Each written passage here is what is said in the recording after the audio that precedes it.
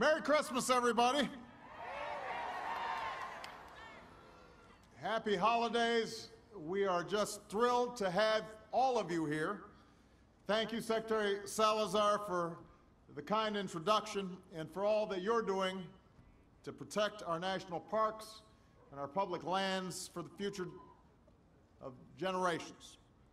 I also want to recognize Neil Mulholland and everyone at the National Park Foundation and at the National Park Service who helped put this event together.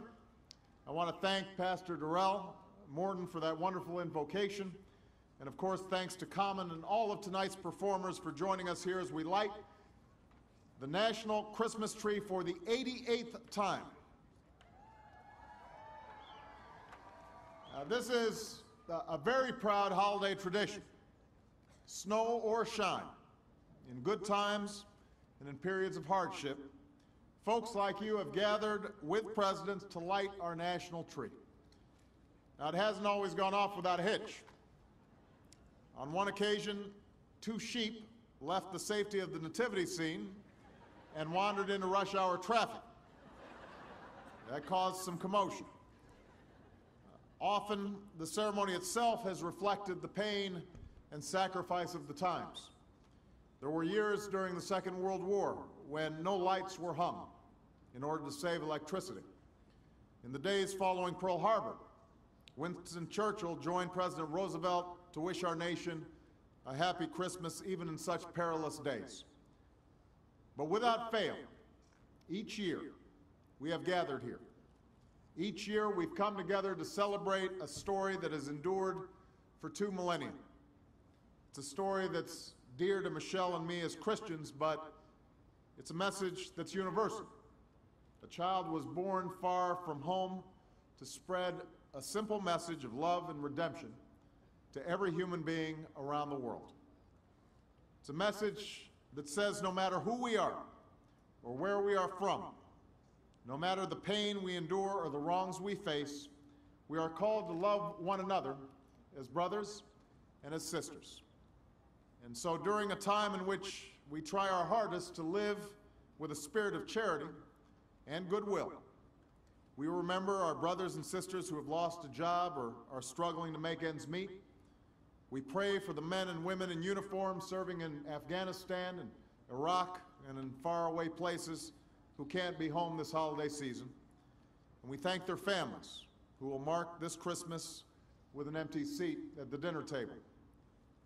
On behalf of Malia, Sasha, Michelle, Marion, who's our grandmother-in-chief, and Bo, don't forget Bo, I wish all of you a Merry Christmas and a blessed holiday season. And now I'm going to invite the entire Obama crew up here to help me light this Christmas tree.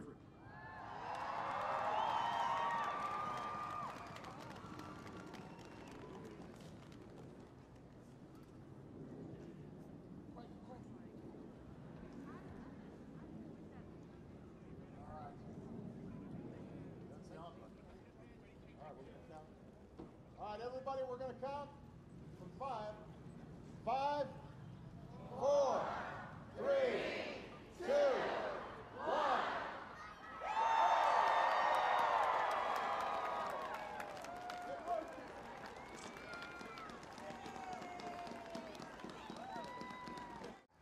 Here with the holiday classic, please welcome the incomparable First Lady Michelle Obama.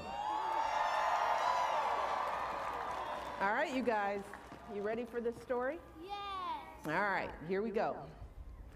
'Twas the night before Christmas, when all through the house not a creature was stirring, not even a mouse. The stockings were hung by the chimney with care, in hopes that St. Nicholas soon would be there. When out on the lawn there arose such a oh, I skipped a page. Wait. The children were nestled all snug in their beds. Did I skip another page? Okay, here we go. There we go. We're ready. First lady's taking off her gloves. Ready? The children were nestled, all snug in their beds, while visions of sugar plums danced in their heads. And Mama in her kerchief, and I in my cap, had just settled down for a long winter's nap. When out on the lawn there arose such a clatter, I sprang from the bed to see what was the matter. Away to the window I flew like a flash, tore open the shutters and threw up the sash.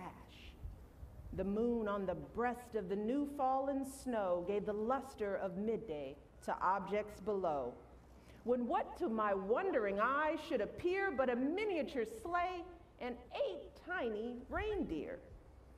With a little old driver so lively and quick, I knew in a moment it must be Saint Nick. More rapid than eagles, his coursers they came, and he whistled and shouted and called them by name. Now Dasher, now Dancer, now Prancer and Vixen, on Comet, on Cupid, on Donder and Blitzen. To the top of the porch, to the top of the wall, now dash away, dash away, dash away all.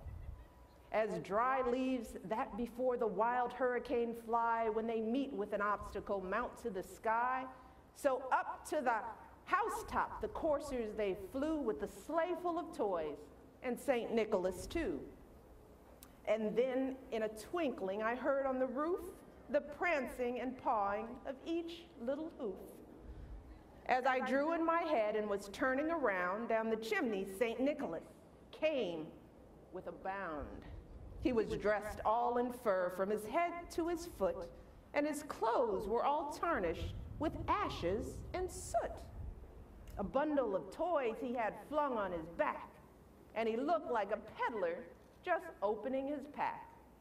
His eyes, how they twinkled, his dimples how merry. His cheeks were like roses, his nose like a cherry. His droll little mouth was drawn up like a bow, and the beard of his chin was as white as the snow. The stump of a pipe he held tight in his teeth, and the smoke, it encircled his head like a wreath. He had a broad face and a little round belly that shook when he laughed like a bowl full of jelly. He was chubby and plump, a right jolly old elf, and I laughed when I saw him in spite of myself. A wink of his eye and a twist of his head soon gave me to know I had nothing to dread. He spoke not a word, but went straight to his work and filled all the stockings, then turned with a jerk, and laying his finger aside of his nose and giving a nod, up the chimney he rose. He sprang to his sleigh, to his team gave a whistle, and away they all flew like the down of a thistle. But I heard him exclaim, ere he drove out of sight, "Happy Christmas to all, and to all a good night." That's it, right? Yes, yes, that's exactly how I remember it. Oh, listen. Who is that? Do you hear that?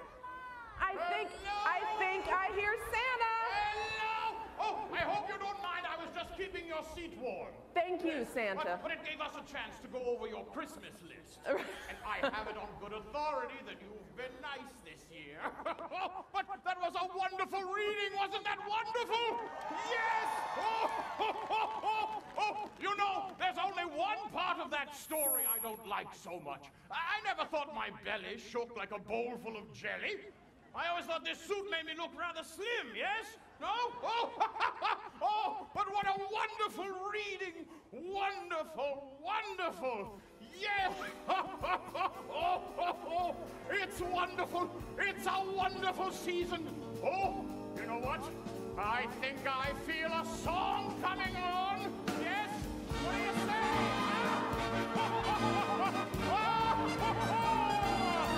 It's the most wonderful time of the year, with the kids jingle belling and everyone telling you be of good cheer. It's the most wonderful time of the year. It's the happiest season of all. With those great happy greetings and wonderful greetings when friends come to call, it's the happiest season of all. There'll be parties for hosting, marshmallows for toasting, and caroling out in the snow. There'll be scary ghost stories and tales of the glories of Christmases long, long ago. It's the most wonderful time of the year. There'll be much mistletoeing and hearts will be glowing when loved ones are near. It's the most wonderful time of the year. Wonderful! Yes! Hello, everyone! Hello there! Yes, oh, good to see you! I'll be back in a few weeks! Oh, yes! Hello over there! There'll be parties for hosting, marshmallows for toasting, and caroling out in the snow. There'll be scary ghost stories and tales of the glories of Christmases long, long ago.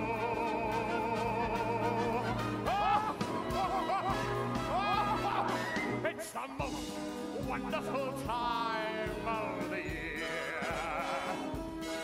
There'll be much mistletoeing and hearts will be glowing when loved ones are near.